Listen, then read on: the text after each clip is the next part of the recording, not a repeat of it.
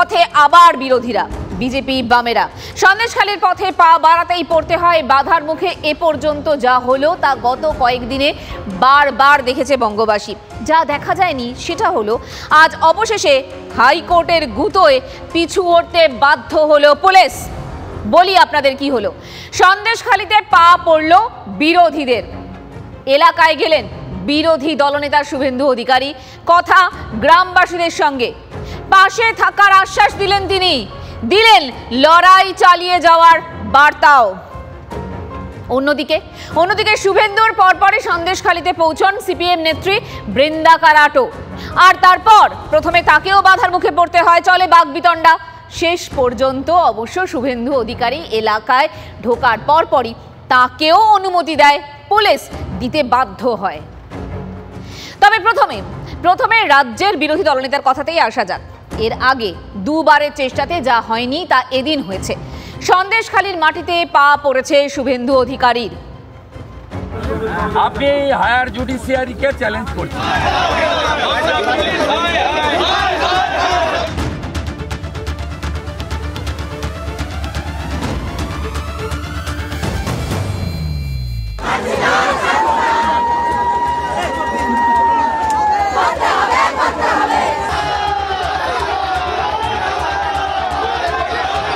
তোমরা যা লড়াই করেছো, আমাদের 8 দিন লাগলো, 9 দিন লাগলো ঢুকতে দিচ্ছ না। এই চোখের জল ধ্বংস হয়ে যাবে এরা। মমতা যতদিন মুখ্যমন্ত্রী ততদিন শারীরিক নিগৃহীত হয়েছে।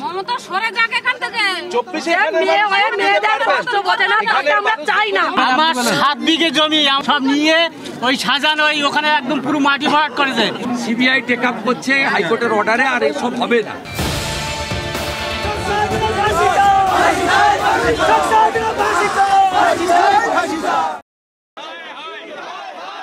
চেষ্টা যেমন হলো দেখলেন তো, শুরুটা কিন্তু মোটেও এরকম ছিল না। এদিনও ধামাখালীতে শুভেন্দু অধিকারীকে আটকে দেয় পুলিশ। প্রতিবাদে ধর্নায় রাস্তায় বসে পড়েন তিনি, আর সেই সঙ্গে রীতিমতো 1 ঘন্টার ডেডলাইন বেঁধে দিয়ে চরম হুঁশিয়ারি। 1 घंटा धरना दूंगा, उसका बाद हाईकोर्ट जाऊंगा। हाईकोर्ट को चैलेंज कर रहा है, ये कॉन्स्टिट्यूशनल ब्रेकडाउन है। Judiciary is the main pillar of the constitution. They are disobeying judiciary, challenging our constitution. बहुत कुछ ममता जी को छुपाने का बात है। आज हम लोग अगर जाएंगे संदेशखाली तो बहुत कुछ कीड़े मकोड़े बाहर आ जाएगा। आज इसीलिए हम लोग को जाने नहीं दे रहे, नहीं तो हमारे एलओपी और शंकर घोष का परमिशन है, ऑनरेबल अदालत ने परमिशन दिया है, फिर क्यों नहीं जाने दे रहे ये 2 जन को? पुलिस बोलने जाने नहीं देंगे, कोई कारण नहीं है। আর এরই মধ্যে এসে পৌঁছয় কলকাতা হাইকোর্টের নির্দেশনামা। আদালতের পক্ষ থেকে শুভেন্দু অধিকারী ও শঙ্কর ঘোষকে সন্দেশখালী যাওয়ার অনুমতি দেওয়ার পরে সরে দাঁড়াতে বাধ্য হয় পুলিশ। রওনা দেন বিজেপির 2 নেতা। ধামাখালীর ফেরিঘাট থেকে নৌকোয় সন্দেশখালী পাড়ি তারা দিলেন। বিরোধী দলনেতা সন্দেশখালী পৌঁছতেই দেখা যায় ফুল ছড়িয়ে শাঁখ বাজিয়ে তাকে একেবারে স্বাগত জানানো হলো। স্বাগত জানালেন এলাকার মানুষ। গ্রামবাসীরা বেরিয়ে একেবারে রাস্তায় চলে আসেন, আর এরই মধ্যে চলে অভাব অভিযোগ শোনার পালা। তাদের বিরুদ্ধে লড়াই হবে তো, শাহজাহানের শাস্তি চাই তো। বয়স বেশি, মা প্রণাম করো নি, মা পাপ হবে, পাপ হবে। মা প্রণাম করে, আরে করে না, মা সব সত্য আছে তো? হ্যাঁ হ্যাঁ, কি হয়েছে মা?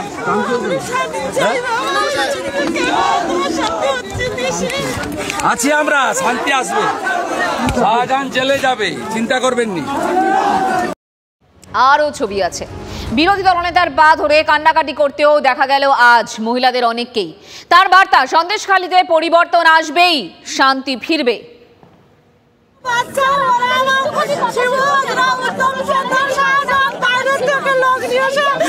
আমার স্বামীকে মারধর করেছে, পাগল হয়ে গেছে, উন্মাদ। আমি চাবি লাগিয়ে নিয়ে রাস্তায় পাহারা দিয়ে বসে চিকিৎসার দায়িত্ব নিচ্ছি। কাঁদো না মা, কাঁদো না, তুমি কাঁদো না মা, আমি চিকিৎসার দায়িত্ব নিচ্ছি। কে মেরেছিল? কে মেরেছিল?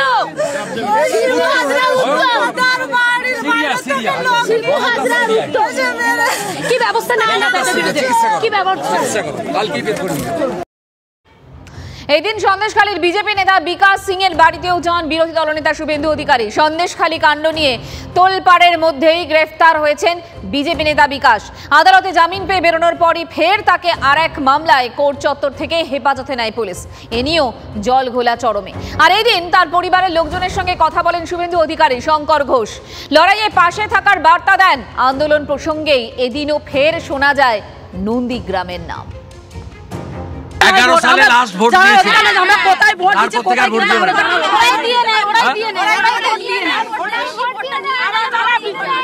দেখুন সব প্রতীক চিহ্নগুলো কালো টেপ দিয়ে মেরে দেবে, দিয়ে মা মাটি মানুষ। ওখানে খালি রেখে দেবে।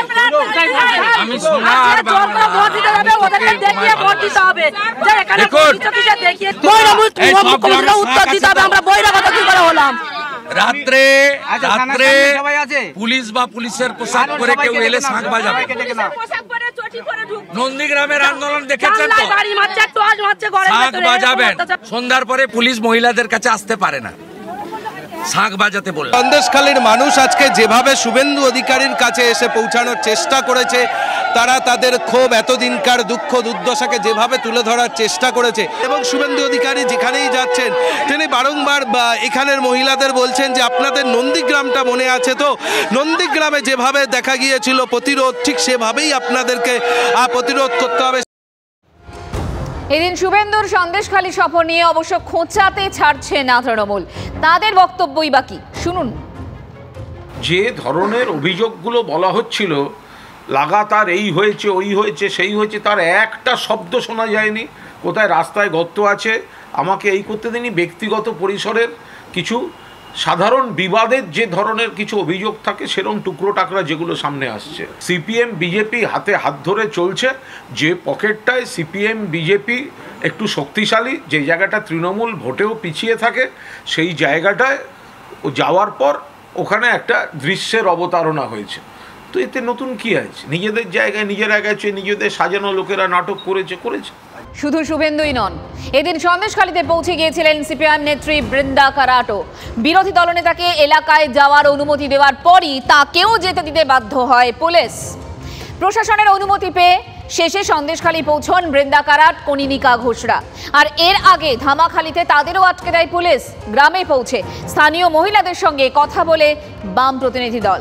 তাদের সামনেও কান্নায় ভেঙে পড়েন অনেকেই, উগরে দেন একের পর এক অভিযোগ।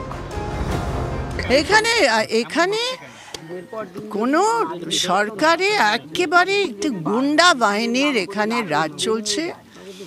প্রত্যেক মেয়ের মুখে এটা শোনা গেছে। এখন ওরা সুযোগ পেয়েছে বলার জন্য, আর এটাও ওরা মমতা ব্যানার্জি করতে দিচ্ছে না।